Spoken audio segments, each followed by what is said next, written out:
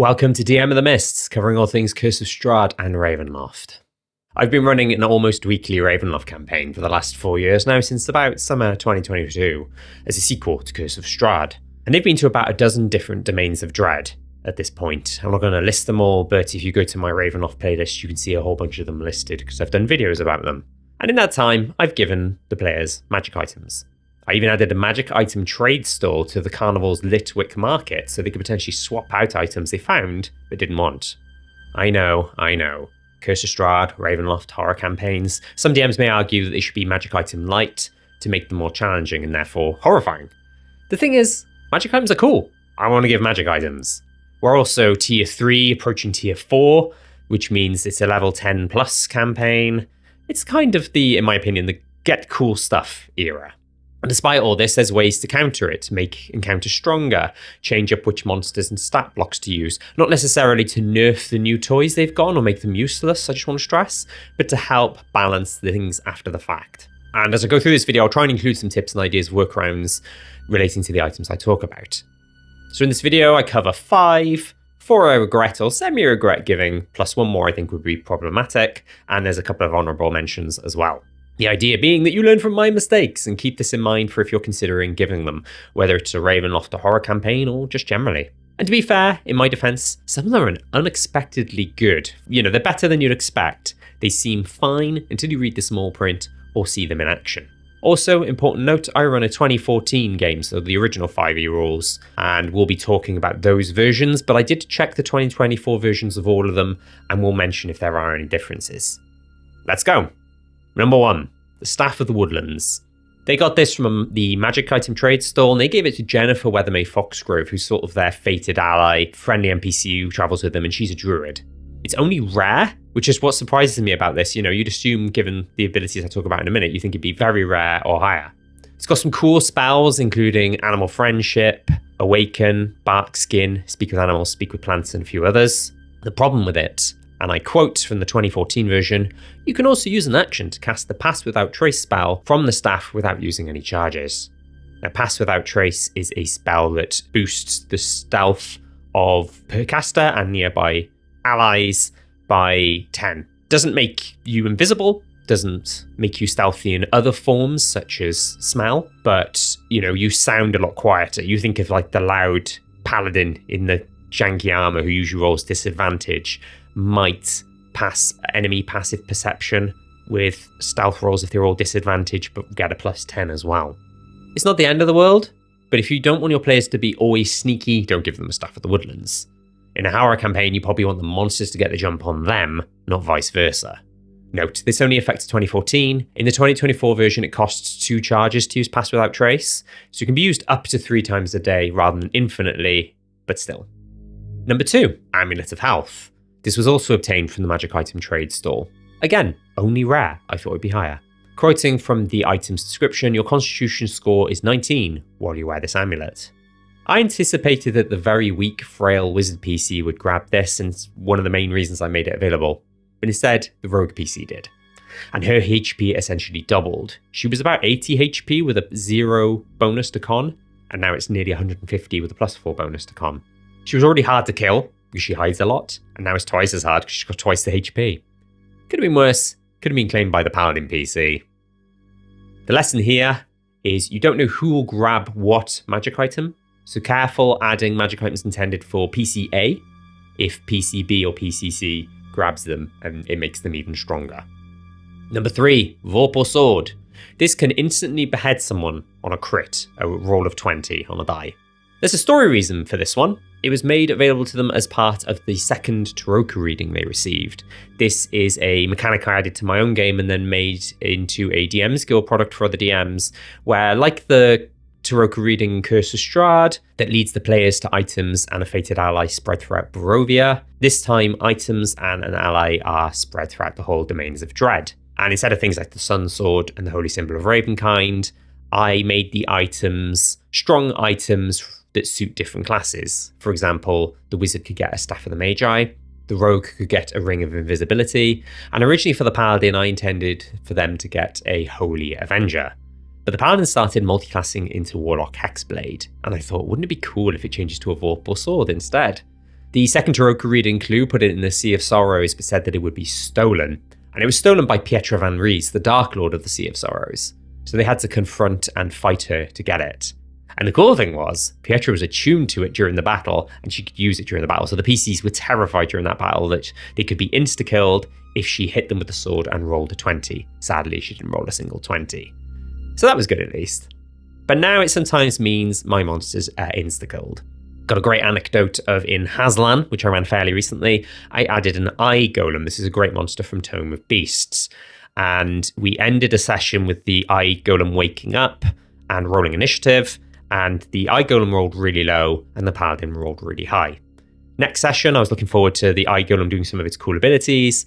And in the paladin's first move, runs up to it, natural 20, beheads instantly, before he could even get an attack off. So that sucked, but it is what it is, and these things happen. Quoting the 2014 info, there is info about creatures that can be immune to it. A creature is immune to this effect if it is immune to slashing damage, doesn't have or need a head, has legendary actions, or the GM decides that the creature is too big for its head to be cut off with this weapon. So workarounds could include giving Dark Lords legendary actions, which you should probably do anyway, and use more ooze-type monsters and headless monsters. A great example from Van Richten's Guide and the Horrors Within is the Doulahan, the Headless Horseman. Quick note about the 2024 version has a different stipulation about how legendary actions make it immune to insta-kill, and I quote, "It can expend 1 daily use of that trait to avoid losing its head, taking the extra damage instead." Number 4, anything that does spells or effects like banishment, gate, and so on. In Curse of Strahd, there's an alterations to magic section. I believe there's something similar in the upcoming Horrors Within. There might have been something in Van Richten's Guide as well. But it basically explains that spells like teleport, plane shift, and those kinds of abilities don't work in Barovia or the Domains of Dread. So items that do this kind of thing are essentially pointless in Ravenloft. In Curse of Strahd, and I believe the Ravenloft sources, it does say that you can get to the ethereal, the border ethereal, but then in attempting to then leave the border ethereal drags you back to the domain. So they can at least go to the ethereal plane, and therefore items that allow the etherealness ability might be okay. But it's no fun to give magic items to the players that they can't effectively use. And there's also the risk that you might forget in the moment that they say, I'm going to use this thing. And you're like, hey, yeah, sure, you do this thing. And you allow it and then realize afterwards, oh, that shouldn't have worked because Ravenloft missed Domains of Dread. So just watch out for that. And number 5, this one's really painful to admit, actually. Luba's Tarokka of Souls. It's painful to admit because it's a great item and it's worked well in my home game overall. I actually talked about it in one of my earliest videos a couple of years ago. It's from Tasha's Cauldron of Everything, which predated Van Richten's Guide by about 6 months, I think. To summarize what it can do, you can cast a few different divination spells from it, which makes sense. Then there's an ability called Twist of Fate, and a side effect of it means monsters can escape from the cards, and they have advantage while the user of the card has disadvantage until they're slain, which is great. Great for a horror campaign, great for Ravenloft and Domains of Dread. The only problem is what Twist of Fate actually does. Twice a day, you can use the cards to give somebody disadvantage for an hour. And there's no saving throw. It just happens. They have disadvantage on attack rolls, ability checks, saving throws for an hour. Guess who they use it on? Not just tough enemies, but Dark Lords. I remember they used it on Vodeska in Volkovnia. This was shortly after they got it. It might have even been the first time they used it. And she struggled to land hits on them during the battle, which sucks when you want tough encounters, or you want your bosses at least to be tough. Workaround, introduce monsters who don't need to make attack rolls. For example, in Hazlan, when they fought against Hazlik, they used it on him, but he'd cast stuff like Fireball, which requires a saving throw instead. That's kind of been my partial workaround since. It's not something I do all the time, but leaning more towards that. Or utilize enemies and stat blocks with such a high to hit bonus that making it disadvantage doesn't ruin it entirely. For example, my players are going to be fighting a Baelor soon, and that has a plus 14 to attacks. So even at disadvantage, it's probably still going to hit some of the PCs, especially the wizard. Right, onto my honorable mentions. I've got 2 of them. The first one is the Necklace of Prayer Beads. This is an item where you can kind of mix and match how many beads it has, and you can have multiple beads, and they can be found in various states. For example, I think it's in Castles Forlorn. You can find one with 3 beads, 2 of Curing, and 1 that allows you to cast Bless. But I gave them one that had each bead once, and some of the spells can be really powerful, meaning that they had access to the spells Planar Ally and Windwalk.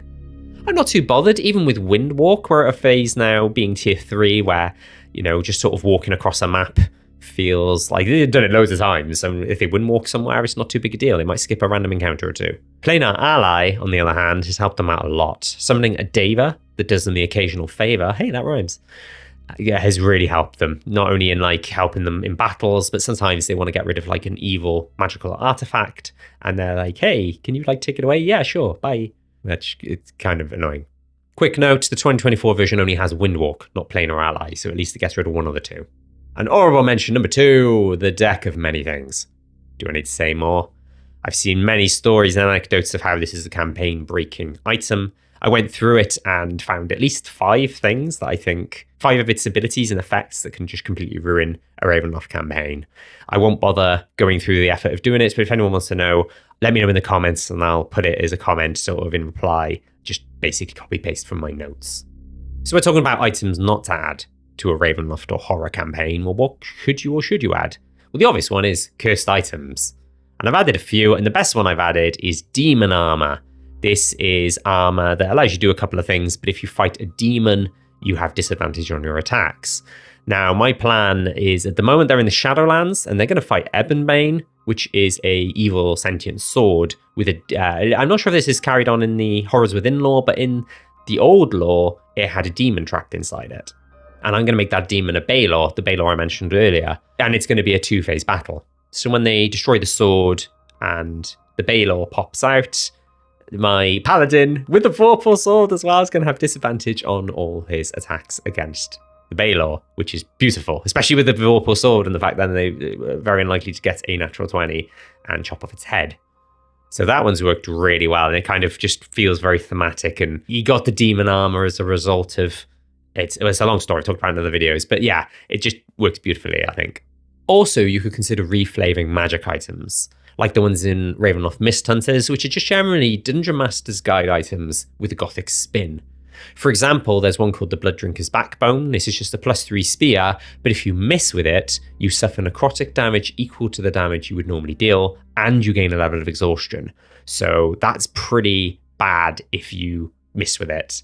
So it's one of those items you use either if you know you're going to definitely hit the enemy, like it's a low AC enemy, or you're desperate and you've got to use it and you think, we need to definitely hit this thing and hit it hard. Another one called the Bagman's Gambit, which is a reflavored handy haversack where you can hide items inside it so they can't be divined or scryed on. And there's a chance you can pull out random potions, which I could argue is very valuable in somewhere like Ravenloft. But anytime it's used, there's a 1 in 10 chance that the Bagman appears and attacks. So there's still that element of risk. And even if you defeat the Bagman can reappear in the future. So it's not a case of once you've defeated it, once it's gone, it can always reappear. I talk about them and some other similar items in my 2-parter Ravenloft Mist Hunter videos. Oh, so what do you think? Am I a bad DM for allowing some of those items? Am I a bad DM for allowing those items and then making changes to balance things? Or even some people might argue I'm nerfing them.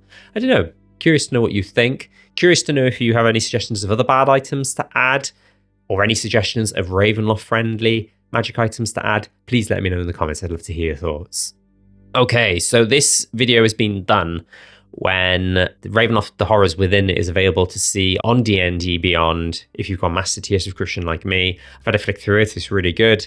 I'm going to be doing a review video soon. I'm going to try and time it with when it's general public release and then when the book comes out in bookshops or game shops or whatever. And so keep an eye out for that. And then I've got at least like 4 or 5 Horrors Within related video ideas off the back of that as well. So if you're not subscribed already and want to see those in the future, please do consider subscribing.